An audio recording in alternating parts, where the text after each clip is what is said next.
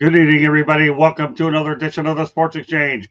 My name is Scott Morgan, Rock Motor City Mad Mouth. Pleased to be joined by my co-host Rod Peterson tonight. Biggest hockey's biggest stories. We got five of them, and it was on Rod Peterson's show today. What a great time with Rod. Thanks for having me on. Thanks for coming down, Scott. Always good to see your smiling face. Oh, it was great being there with you. I always enjoy coming on. I really one thing I've been able to notice all year is we work well in tandem, and here's another classic opportunity to do it tonight. We've got five things to get to tonight. Just so you know, at the top of the hour, we'll have 108 Stitches baseball talk as well. First line of business we're going to get to is Alex Ovechkin suffered an injury, and he has a fracture to his left fibula and will miss 4 to 6 weeks. Let's talk about the impact on his injury with the Washington Capitals. Fibula injuries are nothing to write home about. It's not something you want, Scott, that's for sure. But did you know? I know it's in the South Florida Tribune in my column last week. The Capitals and Minnesota were the only teams in the NHL with double-digit wins in the month of November, and the Capitals 10, I believe, and the Capitals did it without the services of Alex Ovechkin. I mean, he started the season 15 goals in 18 games before breaking his leg in Utah. It's probably been close to a month now. He's back skating, though. He's back skating far ahead of what they thought that he would. Well, he's an incredible player. He really is. I know he's chasing a bunch of scoring records. So why don't you elaborate on that? You think he has a chance to get that goal mark at the end of the year? Oh, yeah. I didn't think that he would. A year ago, maybe a year and a half ago, we had polls, we did the math, and it didn't look like he was going to come anywhere close to Wayne Gretzky based on what Ovechkin's been doing statistically the last couple of years. But something happened. I've talked with the Capitals people over the summer. He got in shape physically. He was dealing with the death of his father, so he was grieving his father's death last year. When he came through here through Sunrise, he didn't look interested. He didn't look like any type of player that was going to challenge for any record. He's come back this season, turned back the clock at least a decade, and now he's 26 goals away. Could very well do it this year. And it looks like he's not going to retire until he does tie or break the record, Scott. So if he doesn't do it this year, next year for sure. Very good. Thank you very much for the update. All right. Well, let's talk about Jacob Trouba. Was traded to the Anaheim Ducks, and he's making his debut tonight against Montreal Canadiens. What are your thoughts about the way that trade came down? I know the New York Rangers have traded their third straight captain in 3 years. Well, I would be just as interested to get your take. Like that New York MSG conglomerate that owns the Knicks and the Rangers, and I'm not sure who all else, doesn't look like the best culture, Scott, in sports. Right. Listen, they made all the way to the Eastern Conference Final, the Rangers last year, lost to the Panthers in 6 games. So who would think that they were a dysfunctional organization, right? Yet they keep blowing coaches out of there. David Quinn, Gerard Gallant. Now, from what I understand, they trade this captain, Jacob Trouba. The reason, and I just heard it this morning on NHL radio, was because Jacob Trouba was not a fit for the new coach, Peter Laviolette. He wants to play a certain style. Trouba couldn't or wouldn't play it. See you later. His days on Broadway are over. But he did make an interesting quote on his way out of town, Scott. He made an interesting statement. Jacob Trouba said, it's a rite of passage to be fired by MSG. Literally on his way out of the rink. Why would you say that if there wasn't something to it? You know what I mean? Yeah, no doubt about that. I mean, the reality of the situation is, the last Stanley Cup that they won was when Mark Messier was at 94 or 1990. Yeah, Mark Messier, and they haven't done anything since. And yet they have an incredible goaltender who we're going to go ahead and segue to now. And that's Igor Shesterkin, who signed an 8-year, $92 million deal. There's no way that the Rangers are going to get outbid for this guy. And as I understand on that Trouba deal, that the Rangers are not eating any of that money, right? I believe that's all on Anaheim. Is that correct? Well, that was another reason why they wanted to get rid of him, too. They felt that he was on the decline statistically. They obviously have the numbers to more. That's not just the eye test anymore. The numbers showed them that he wasn't worth the money that he was getting. Anaheim was only too excited to welcome him to their dressing room, but the Rangers, again, were just ready to move on from Jacob Trouba. It was, you're right, a money thing, but that freed up a lot of money to sign Igor Shesterkin to this deal. And it was an interesting timing of it. I believe Friday was the day of the trade, and late Friday afternoon, they made the announcement that they'd signed Igor Shesterkin to this 8-year extension. The hold up on that, and I've been writing about that in my South Florida Tribune NHL column all year, was that Shesterkin wanted to be not just the highest paid goalie in the NHL, Scott. He wanted to be the highest paid player, period. And that would have put him in the $14.5 to $15 million a season range. Just wasn't going to happen. I think the Rangers would have liked to have had this done in the summertime. Didn't happen, extends into December. I think what more than anything, they wanted to get some good news out there because they've been taking a PR beating across the NHL and in New York City. Great points all the way around. You know, when you don't want to play for a particular coach like Peter Laviolette, it's a player's job to adapt to their style as much as you can. Ever heard of that thing called management and your labor, right? Evidently, Jacob Trouba didn't feel that way. Hi, Joshua. Glad to have you on. Hi, Jennifer. Glad to have you on as well. It's Rod Peterson, renowned out in Canada, and I'm glad to have him as my partner here on the Sports Exchange and my top hockey analyst for those people that you don't know. Rod, we started working together earlier this year, and he's done an incredible job filling the void that we had with hockey. So, but back to Shesterkin, you know, anytime you have a major move like that, and you know you're freeing up money, it's not surprising that these deals take place inside of 24 hours, which it appears as though this one got done fairly quickly. Well, and we're going to see what kind of changes this does for the Rangers. They've been languishing around the 7th, 8th playoff spots. Scott, we all had them predicted, well, I did anyways, to win the division, the Metropolitan Division, going away. But the Rangers are ahead of them. They're middling along with the Islanders. And I'm going to tell you, look at the rosters of the New York Rangers and the New York Islanders. They're not comparable. But statistically, points-wise, they are. So we'll find out what kind of a difference this makes. Shesterkin got his money. I would think that if he's anything like Sergei Bobrovsky, he wants to go out and prove that he's earned it or is earning it. So I'll be interested to see if the Rangers get a boost. They beat the Chicago Blackhawks on Sunday, but or is that tonight? That's tonight. So, yeah, there's plenty of time to turn their season around, and that's what they're looking to do. So do you think that Shesterkin's actually worth that money? He's pretty good. He won the Vezina Trophy 2 years ago as the top goalie in the NHL. Took the Rangers, as I said, to the East Conference Final last year before bowing out to Bobrovsky and the Florida Panthers. He's very good. I've watched him here. I'd still take Sergei Bobrovsky over him. But it's interesting, Scott, and I know you mentioned you wanted to bring up the Four Nations face-off. It's a 4-country tournament coming up in February between Canada, USA, Finland, and Sweden. Russia doesn't have a team. They haven't been invited to the tournament. But that hasn't stopped the pundits from looking at what Russia's roster would be. And they've got Shesterkin as the starting goalie, Sergei Bobrovsky as his backup. No kidding. So if he's not the best in the NHL, he's top 3 for sure. All right, let's go to a station break, Candy. You are listening to the South Florida Tribune YouTube channel. If you see the red subscribe button, please hit it, like us, share us with all your friends and family.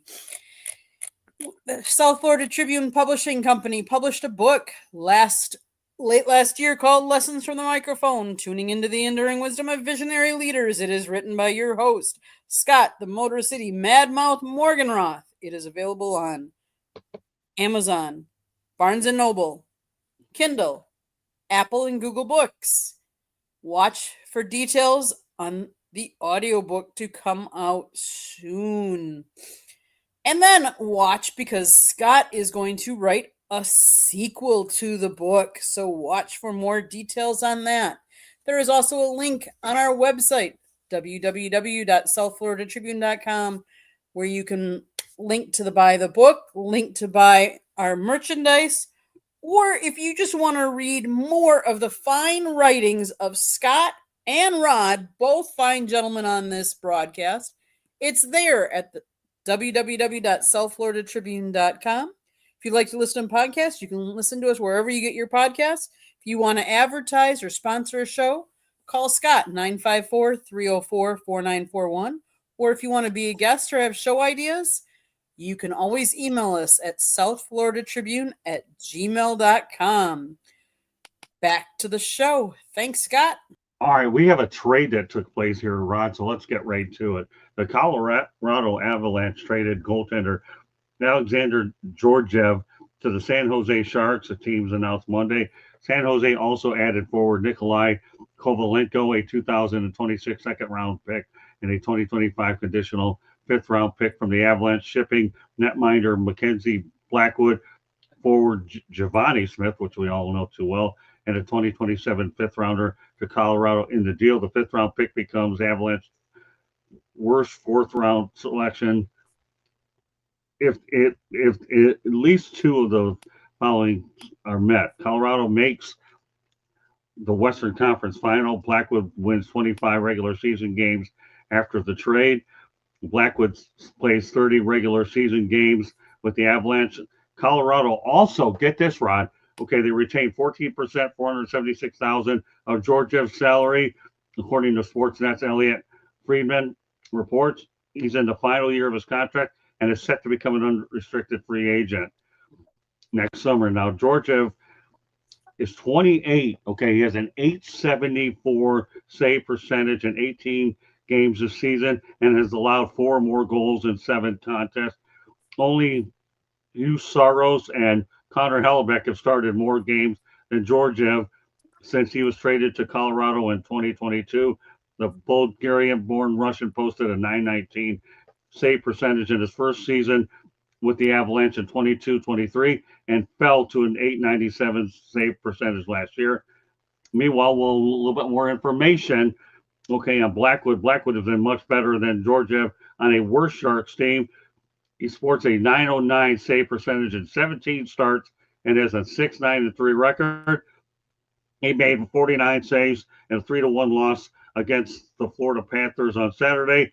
Blackwood hasn't had a save percentage above 900 over a season since 2021 or 2021 with the New Jersey Devils. The 28-year-old is set to become an unrestricted free agent. After this season, he cost $2.35 million against the salary cap. So that's the gist of it. I'll go over a couple of the other players really quickly because it's all important information. Okay, Kovalenko has 4 goals and 8 points in 28 games. The Russian winger joined Colorado in the spring after 6 seasons in the KHL. He was drafted by the Avalanche, 171st overall in 2018, and will be a restricted free agent in the summer. Smith, meanwhile, has 0 points and 10 penalty minutes in 6 contests with the Sharks. He cleared waivers on Monday and is eligible to be assigned, Rod, okay, to the AHL by Colorado. Any thoughts about that trade? Yeah, quite a few, actually. I just shared the show on Twitter, by the way, guys. So hello to everybody that's just tuned in on X from the Rod Peterson channel. It was a late afternoon trade, or at least that's when I learned of it, Scott. It's an interesting trade. A lot of pieces in the trade, goalie for goalie, largely. But Alexander Georgiev, if you follow the history, was the backup to Igor Shesterkin in New York. Rangers obviously felt if they're going to keep a Russian goaltender, it was going to be Shesterkin. They got rid of Georgiev. He's been in Colorado. He played here in Sunrise a couple of weeks ago when Colorado came into town and was awful. Allowed one of the worst goals I've seen in a very long time against Carter Verhaeghe. So all the hockey people are saying is the Colorado Avalanche, all they were missing was a goaltender. And their head coach, Jared Bednar, who won a Stanley Cup, by the way, as recently as 2022, did a remarkable job of keeping the Avalanche afloat with terrible goaltending. Georgiev was not going to be the guy, so they made the trade with San Jose. To be honest, I'm quite excited with the moves that the Sharks general manager Mike Greer's making. He's the brother of Dolphins general manager Chris Greer. I'm sure you're aware of that. And a shakeup in both dressing rooms and a shakeup in both crease. All Colorado was missing was a goalie. We're going to find out if this newcomer is the missing piece for them. And a little bit more information, too, on that. As I mentioned, Smith hit 26 and 0 points, 10 penalty minutes in 6 contests with the Sharks. He cleared waivers Monday and is actually eligible to be assigned to the AHL by Colorado. Blackwood is the second goaltender, okay? The Avalanche have recently acquired. Colorado added Scott Wedgwood from Nashville Predators on December 1st, completely reforming the team's goaltending duo in the span of 9 days. Wedgwood recorded a 25-save shutout Sunday against the New Jersey Devils. And one last thing I should point out, the Avalanche with this move cleared $1.47 million in trade should Smith be assigned to the minors. Colorado has $3 million in cap space with the newly acquired forward still on their roster. So obviously there are monetary benefits for Colorado to make this move. Yeah, and monetary considerations. That was a huge, Correct. huge part of it. Everybody looks at these things and thinks it's a hockey trade. In a way, it is. But that's wherever you got that article was right. They've completely retooled their crease in Colorado, and they've been languishing around the playoff line. So maybe they take off from here. I'm not sure, but yeah, it's been interesting. You don't usually see trades this big this early in the season prior to Christmas. So it's been great news. A great news week in the National Hockey League. Okay, Candy, let's go over to the chat room comments. We went with Jennifer. Now we have Joshua, and we'll keep it rolling. Blackwood should have a better run with Colorado. Kovalenko has some issues, and it might be to the Avalanche benefit to move on from him. Good point, Mark. He'll be on tonight. It'll be myself, Mark, Eric Katz, and Trent Clark on tonight's edition of 108 Stitches Baseball Talk. We're going to have 4 people tonight. D. Lowe's, good evening. Good to have you on here as well. And D. Lowe's, I'm doing baby stuff, so I can't watch, but I'm going to try to catch baseball. Sounds like a plan. Keep it rolling, Candy. Hockey show hits like a gossip slap shot. All right, well, I'll take that. Good to see you, George. Yep. Georgiev is not the key to this trade. All right, keep it going. What's going on, George? All right, in the chat room, Scott Rod are a great team to watch. Thank you very much, George. We had a great time earlier. We're doing it again. They're trying to catch lightning in a bottle with these 2 goalies. Otherwise, with the extra money, they can't get someone on later down the road. So there you have it. Mark Mirdai is the barber. You got it. So, all right, we've got that. Now let's move over to the Four Nations tournament. I want you to break down the nature of why they're doing this tournament and give me your thoughts about whether it's a better replacement for the actual NHL All-Star game.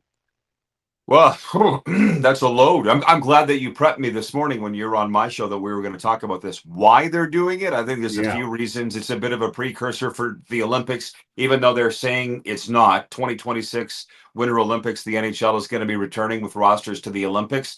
This could be viewed as a showcase for that going in. But again, it's the Four Nations face-off.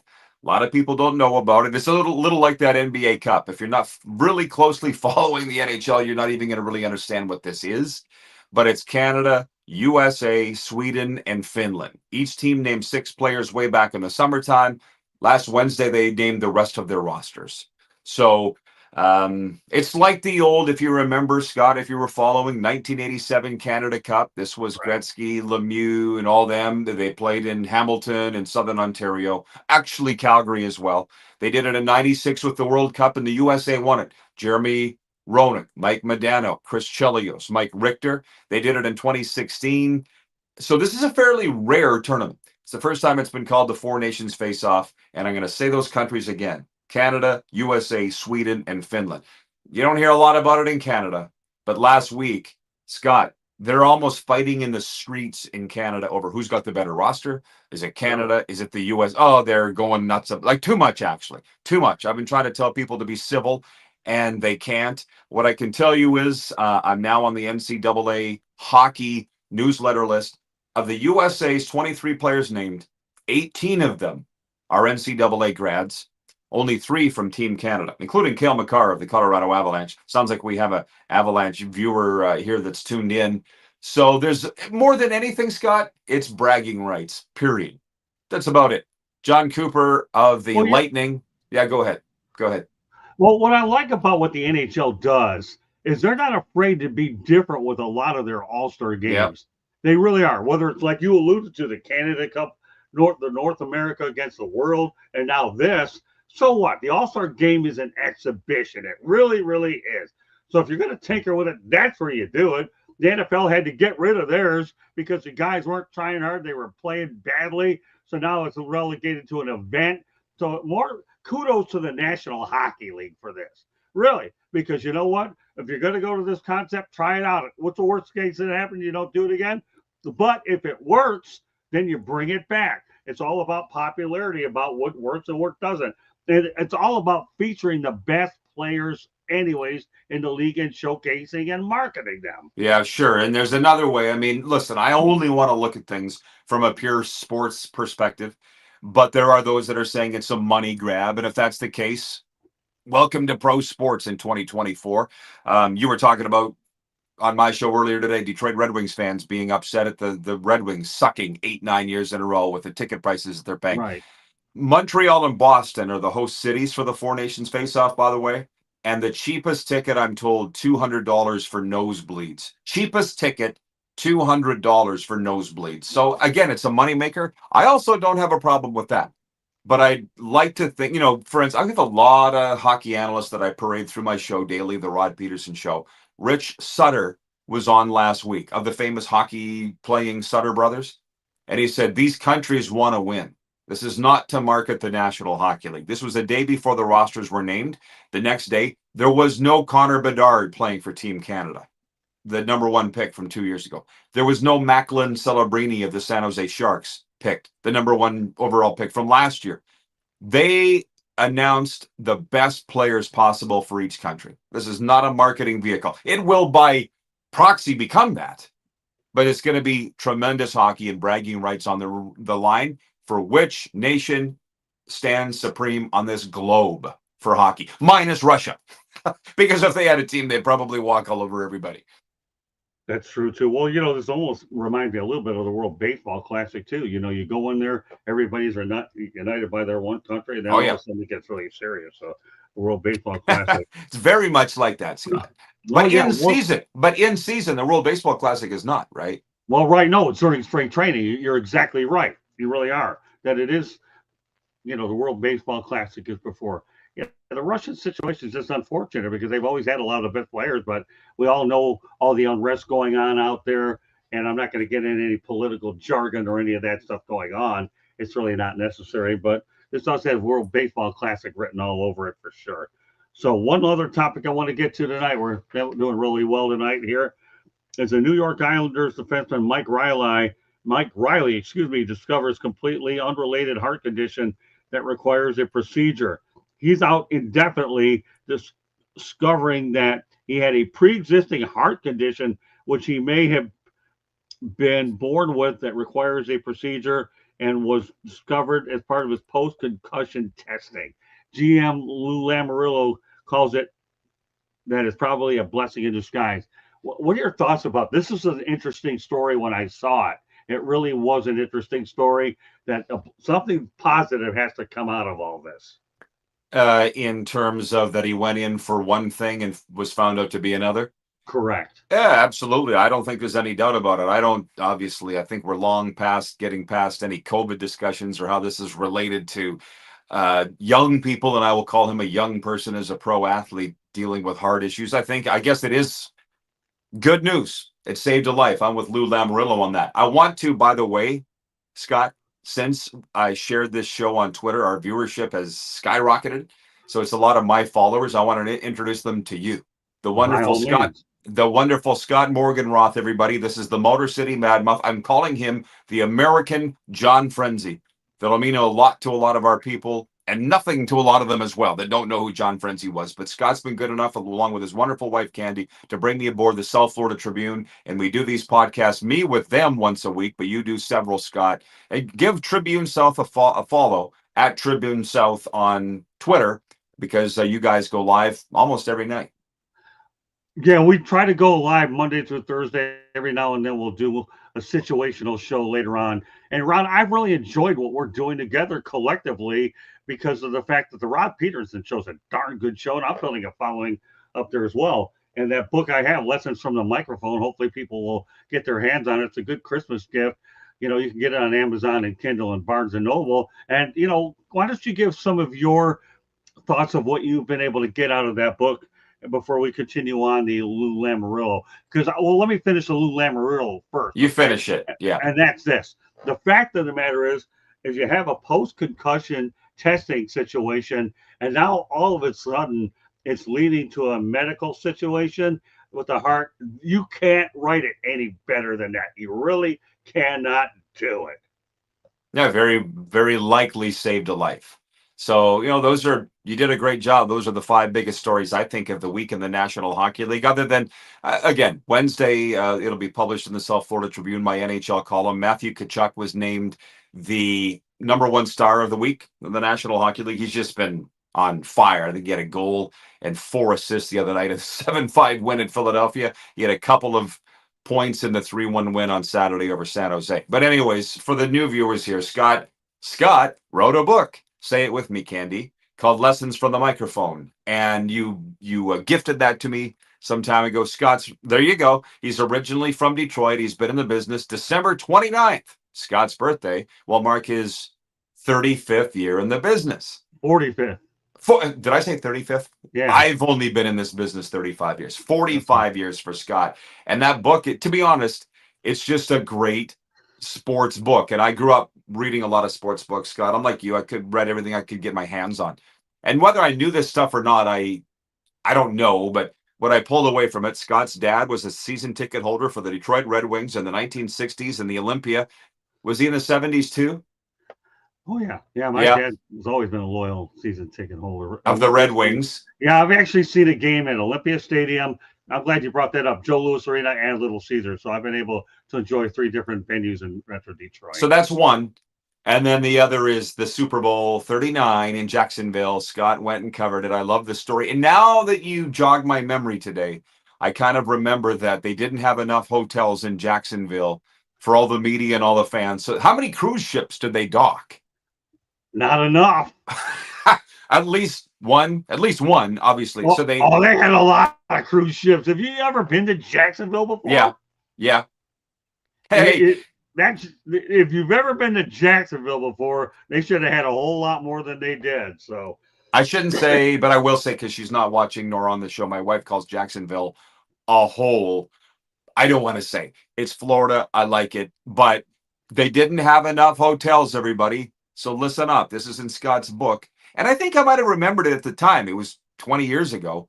They docked a bunch of cruise ships and said, everybody book a room on the cruise ship. So they did. It must have been a disaster. Because as you pointed out, they've not brought the Super Bowl back since. And Scott went and slept in his car because you didn't want to stay on the cruise ship.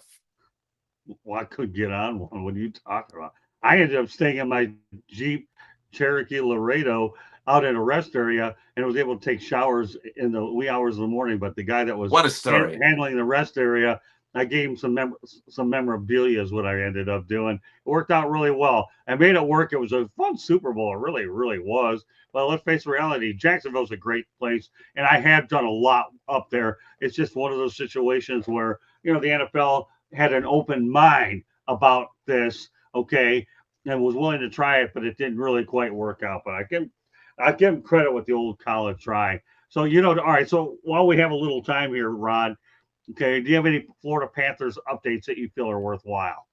Well, number one, Joshua Door's watching, and he has pointed out that your hockey shows with the South Florida Tribune are the most watched. There you go. That's all that I want to say. The hockey show gets the most views. So there's that for all of our Canadian people that have tuned in here tonight online, digitally. There's a lot of hockey fans in Florida. That's number one. Number two, I was perusing the standings earlier today. Why, Scott? I don't know. But the Panthers are back on top in the Atlantic Division.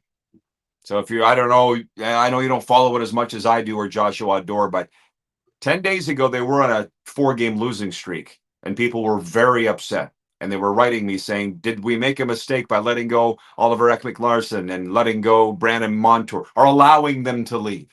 And I said, no, this is a great team. They'll be back, and they are. They're on a winning streak, but they've just left on a 2-week road trip. It begins in Seattle tomorrow night. They'll go through Vancouver, Calgary, Edmonton. They're going to play a lot of really good teams. These are the Panthers. And I'm probably going to lead off my column this week in the South Florida Tribune with the Tampa Bay Lightning news that they announced their Hall of Fame induction last week. And Saturday, what night was it? Oh, it was the San Jose game Thursday night when they bombed the Sharks 8-1 was their Hall of Fame game that night. So that'll be our leadoff item in the column. It's a pretty big deal in Tampa for the Lightning when they announce their Hall of Fame class every year. Well, let me tell you something. When you have Bill Zito calling the shots in the front office, okay, and then you also have Paul Maurice, who now I believe is the all-time winningest Panther coach, if I understand correctly. Yes, not a long list or a hard list, let's be honest, but continue. Yeah. Well, no, I'm just making a very journalistic observation. So you've got those two to begin with. Bill Zito, you're never going to go wrong with this guy in your front office. If you want to use a Detroit reference, it's like Brad Holmes with the Detroit Lions. You get the coach what he wants. That's your job. If you need something out of the cupboard or and you run out, go to the store and get it. And that's what Bill Zito does. And so that Paul Maurice can take the groceries and do it. And that's what you have with Dan Campbell and both states. So if you compare and contrast both, that's exactly what you do. Well, here's the thing. The Panthers have a Stanley Cup on the mantle now. And to be honest with you, this is the 4th season that I've been here following the Panthers, and the culture remains intact. It actually only gets better, i.e. the extensions that they've signed, Paul Maurice being one. Panthers are going to be good for a long time. And I look at these dysfunctional teams, i.e. the New York Rangers just falling apart, trading away their captain, probably going to fire a coach before long. And it just makes you wonder why some teams can figure it out and others cannot. But it's not the Panthers' problem nor their fans' problem. There's your update on the Florida Panthers. Well, there you go. All right, you started covering the Panthers at the right time, Rod. Well, hey, you know what? Timing is everything. It really is. You know how many people come up to me, though? Now they recognize me on the street, and they're like, you weren't here in the bad times. I'm like, I can't do anything I'm sorry. What do you want me to do? Okay. I've only been here for 4 years. I feel very grateful to be covering this team. I understand there were some bad times, though. What's the difference if you weren't here during the bad? It wasn't your fault. Sometimes people have to understand in our business, Rod, and our business with journalism, here's the thing. You end up transferring when you transfer. It's not a matter of, well, you came late in the so what? Who cares? I get it all the time. Here 5 years, you've been here 5 years. Doesn't matter. I get it all the time. Times. Well, I get it a lot too, because I've obviously, as you pointed out today in your studio, I've moved around a bit myself between out in Phoenix, Charlotte, North Carolina, Tampa, South Florida, and I'm missing it, of course, Metro Detroit. I've been to 4 or 5 major metropolitan areas in my time doing this, and I'll tell you, it never really gets old for sure. But again, you came 4 years, doesn't matter. The fact of the matter is you go out there night in, night out, you try to do the best you can to provide the most objective coverage that you have to do, and be fair and be very, very fair to your followers and your readers. That's all you can really do. And I should point out the teams treat us so good. So good. You know that I've said that from day one, the Panthers and the Lightning. I want to just stick to hockey. You allow me to do that. It's we're just having so much fun. 2 first-class organizations. I've had good dealings with the Tampa Bay Lightning, and I did work with the Panthers for a little period of time. Obviously, the growth of the South Florida Tribune has not enabled me to get out to as many places as I like to go, because when you're trying to grow an operation from the ground up, you have to be in 9 different places. I wish I had a staff big enough. You're a busy guy. But in your situation, it works out so conveniently that you're able to go out there and be my eyes and ears out there. So it's a win-win situation, as it has been with you and I from the beginning. So it's unbelievable stuff. And I'm really glad that you and I are able to continue to expand the coverage.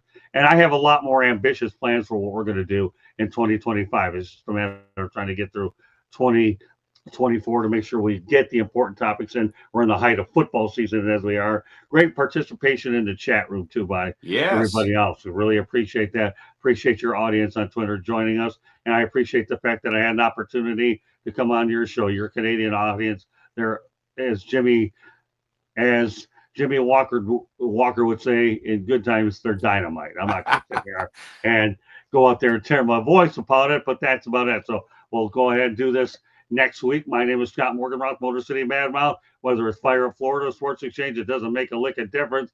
Rod and I are going to be here bringing you hockey news. We bring on George Eichhorn once in a while, Mark Meriday once in a while, and it's you and I are the steady people to make sure the hockey coverage is exactly what it is.